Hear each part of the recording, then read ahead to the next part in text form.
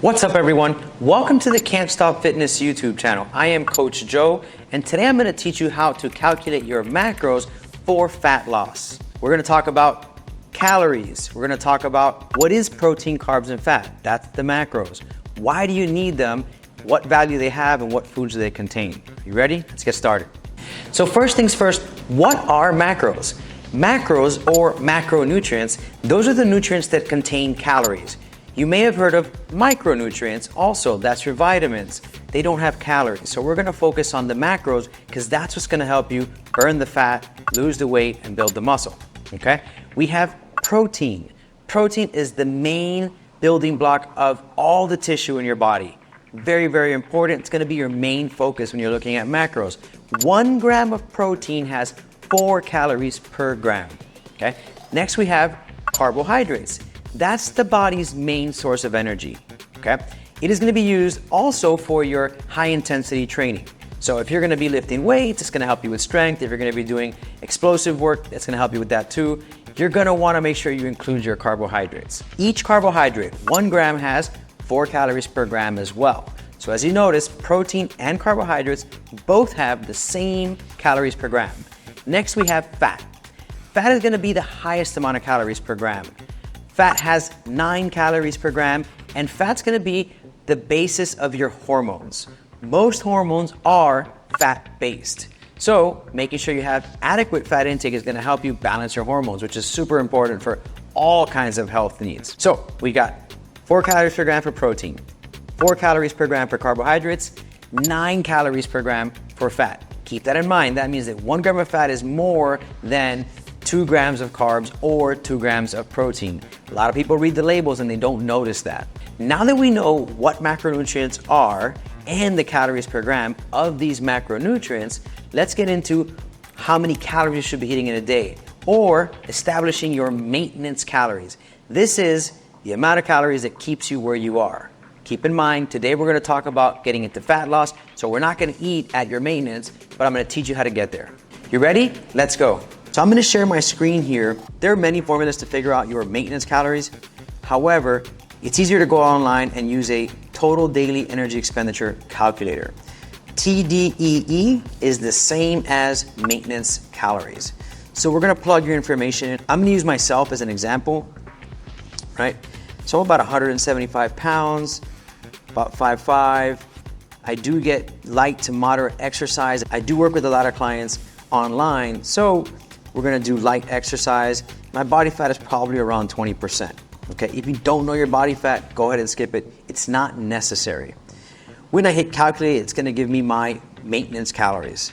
Now, this means that at $23.95, I will maintain my 175 pounds. If I wanted to lose some body fat, I'm gonna have to cut down from this number. Take notice of the options of sedentary, light exercise, moderate exercise, heavy exercise, and athlete. This would be if you train twice a day, 5-6 days a week. This would be training once a day, 5-6 days a week, but maybe you jog on the weekends as well, or you're active. And then once you get to moderate, 3 to 5 times a week, light exercise is gonna be 3, maybe even up to 4 or 5 times a week if your job is sedentary, if you're not actually active, riding bike, walking to work, or walking to the park. I like to use light exercise because I do sit a lot when I'm not training. Now, we're gonna get this number and we need to figure out a percentage of that. To get a deficit, I recommend between 70 to 80% of your total daily energy expenditure. 70 if you wanna go with a more extreme cut, 80% if you just want a mild cut. The average weight loss should be 1 to 2 pounds per week. That's a healthy weight loss. And that doesn't mean that it's not gonna sometimes stall out or you may stay the same weight but lose inches. It just means that on average, healthy weight loss is 1 to 2. Could be more, could be slightly less. Consistency is gonna be your biggest key. So I'm gonna go ahead and open up the calculator so we can go ahead and figure out what those macros are for me or what my calories are. So we have 23.95 and I'm gonna go ahead and go for a mild deficit. So I'll do 75%, 0.75, 70 would be 0.7, 80 would be 0.8, and anything in between. So 1796, no problem just rounding up and making it easy. I wanna eat about 1,800 calories, and that's gonna help me get some fat loss. So we know that my Deficit calories is gonna be 1800. That TDEE was 2395. This is my 75%. Now, I'm 175, right? I do not want to lose any muscle mass. I want to keep as much muscle as possible. And if I'm going to try to cut some fat down, it's really important to make sure that I get a lot of protein so I don't lose muscle mass. Remember, that is the tissue builder, correct? Awesome. So at least we're going to get from anywhere from 80 to 120% of your lean body mass. We're going to calculate that together. If I weigh 175 and I have 20% of body fat, that means 80% of me, 100 minus 20, is my lean body mass. So 175 times 0.8. That's 80% of 175. Let's go ahead and get back to that calculator. We got 175. We're going to multiply it by 0.8. That means I have about 140 pounds of lean body mass. Now, back to that whiteboard. If we know that is 140, we're gonna go ahead and use that number. Remember, it's 80 to 120%, so we can calculate both to give us a range, 140 times 0.8 and 140 times 1.2. Let's go back to that calculator. That's gonna give me my low end of protein and my high end of protein. The reason that I focus on protein first is because I wanna make sure I'm getting enough tissue retention. I don't wanna lose muscle. I wanna keep training. I wanna stay as muscular and as lean as possible. When you do a cut, it's likely that you're gonna lose some muscle. When you lose the fat, that's something you're just gonna have to accept. Making sure you have enough protein is gonna keep you from doing that, okay? Let's go ahead and get those numbers. I'm gonna do it all at one time. So 140 times 0.8. That means the minimum amount of protein I want to be eating is 112 grams. And that's only if you're sitting at home or you're in bed or you're not really moving. Not what we want. So on the high end, which is what I'm going to be shooting closer to because I'm cutting, is 168. Let's go back to our whiteboard. So we have 112 and we have 168. 12 and 168. Now, I'm gonna go ahead and just stay at about 170. I don't mind pushing up, and it's okay to have a little bit more protein. It's not gonna hurt you in any way. So we know we have 1,800 calories. Because I wanna keep as much muscle, we're gonna go with that 170 grams of protein. Now, I have to turn this into calories. As I mentioned, every gram is gonna be 4 calories. So 170 times 4. Let's go ahead and get back to that calculator. I round it up because I want to make sure I have adequate protein and I don't mind having a little bit more. That's 680 calories right now. And we want to make sure to keep track of that so that we're staying within our numbers. Cool. So 170 grams is going to be that 680 calories. Now that allows us to figure out what's left. We still need to figure out the carbohydrates. We still need to figure out the fat. But once we get the protein, that gives us some room to start working. So 1,800 minus that 680, that's going to give you what's left over. So now that's going to basically equal your carbs plus your fat. Okay, so we're on our way. We're 1/3 of the way. Let's go ahead and subtract that. In fact, I could probably do this from here. So 1,800 minus 600 is going to be 1,200, and then we have 80 left, so about 1,120. So I have 1,120 calories that is equivalent to my carbs and my fat.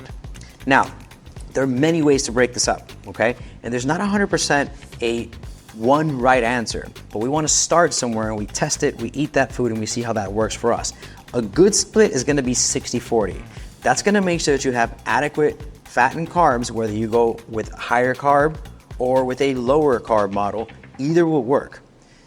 I like higher carb model personally because carbohydrates are my main energy source, and I like to work out with high intensity. Carbohydrates are going to help you push that intensity. But if you like to eat more fatty foods, you can still do that too and just cut down on the carbs. What we don't want to do is take away from the protein. So now that we have our 1,120, you have two options. We're gonna do a 60-40 split. And so we're gonna multiply it by 0.6, and then we're gonna multiply it by 0.4. You're gonna pick between these two which one's gonna be carbohydrate and which one's gonna be fat. And that's how we're gonna separate them from the total amount of calories. We're gonna go back to that calculator. We got 1120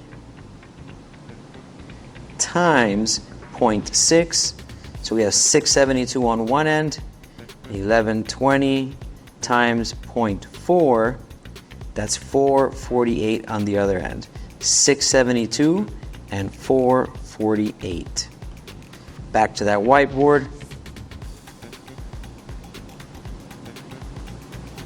All right, 672, 448.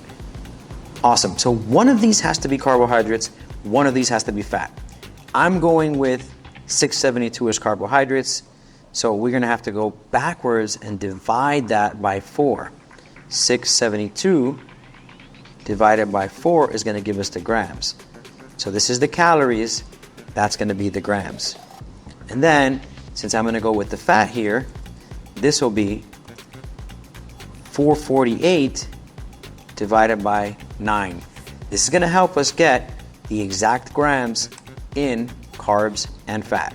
672 divided by 4, 448 divided by 9. You could be writing this down and making sure you're keeping track as well. Back to the calculator, 672 divided by 4, 168 grams. Awesome. And let's go ahead and put that in. So this is equivalent to 168 grams. And I'm gonna just put this C in the front to symbolize that these are my carbohydrates. This is gonna be my fat. Let's go ahead and calculate that. 448 divided by 9. We're doing this together. Cool, so 49.777. So see, this can be a little confusing. Like, why do I get this weird number, 49.77? Don't be dogmatic about it. You can either choose 49 or you can jump up to 50. And that's gonna be easier for tracking. It's not gonna stress you out as much. So I'm gonna go for 50. What's gonna happen is it's gonna change my total calories. And that's okay. So we're gonna just bump it up to 50, right? And so then we gotta do 50 times 9. 9 times 5 is 45. So I'm gonna change this number to 450 as opposed to 448, right? So that's the calories, 450, and this is the grams. And this is gonna allow me to hit the numbers that we just talked about. If I went up by 2 from 448 to 450, then my total has to go up by 2. So it's 1802. In short, we have 1802 calories. We have the protein at 170 grams. We have the carbohydrates at 168 grams. We could do a little g. And we have the fat at 50 grams. This would be a caloric number that would allow me to get fat loss while still maintaining some muscle. It's gonna be slow and steady, but that's how you win the race. Okay guys, hopefully you got everything there. I know it's a little tedious. The first time is always a little bit more difficult. You don't have to do it very often.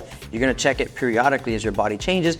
But what I do recommend is go ahead and try it with some friends. So maybe ask your neighbor, your partner, your parents, hey, what are your numbers? Plug it in, get the practice. This will allow you to constantly adjust and get the right macros. Again, thank you for tuning in. Remember to like, follow, and share. Comment below any other videos you want to see or any questions you have, and I'll get right back to you. See you in the next video.